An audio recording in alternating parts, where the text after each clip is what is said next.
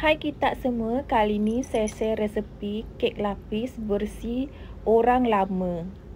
Kek ni banyak menggunakan kuning telur tapi saya tambah sedikit creamy vanila supaya tak hanyi. 200 gram gula kasta, 50 gram susu pekat, setengah sudu besar creamy vanila, 30 biji kuning telur grade A. Pukul kesemua bahan-bahan ni sampai kembang. Kalau dah kembang pucat macam ni, baru masukkan bahan-bahan kering. 150 gram tepung pau, masukkan sikit demi sedikit supaya senang sebati. Kemudian campur lagi 50 gram susu tepung full cream, sebatikan. Kalau dah sebati macam ni, ketepikan dulu. 500 gram salted butter, pukul sampai kembang.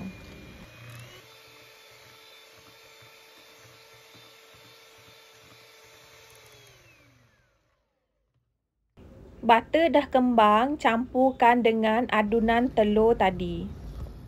Masukkan sikit demi sedikit supaya senang sebati. Saya guna teknik kaup balik.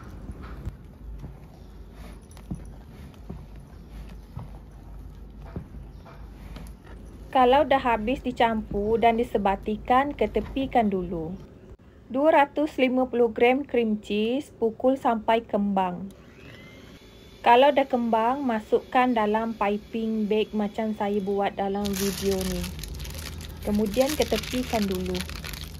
Saya guna loyang 8x8 x 3,5. Bawah loyang tu saya sapu dengan margarin, kemudian alas guna kertas baking. Setiap satu layer ni saya letak dalam 5 sudu besar.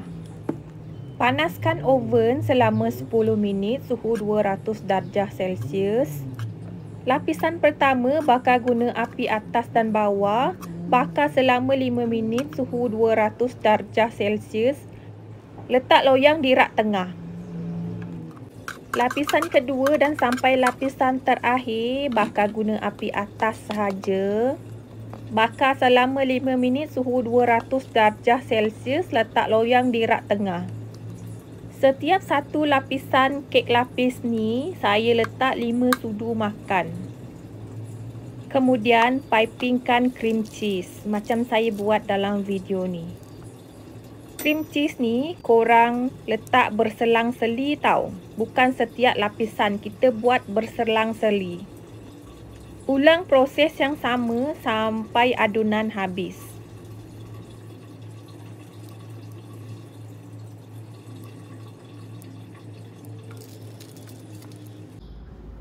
Lapisan terakhir ni bolehlah korang hias macam saya buat dalam video ni ataupun ikut graviti masing-masing.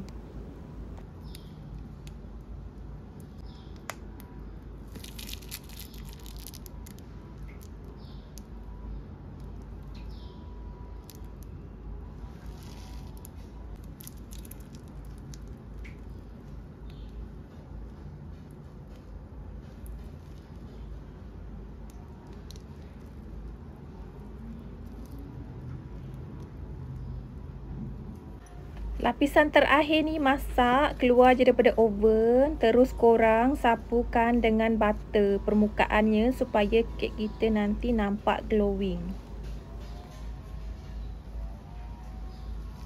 Kemudian terus sisip keliling loyang. Lepas sisip keliling loyang, bolehlah korang terus keluarkan kek daripada loyang.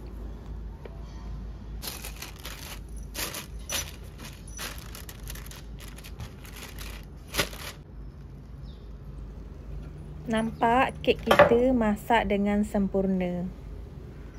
Tunggu kek betul-betul sejuk baru boleh potong.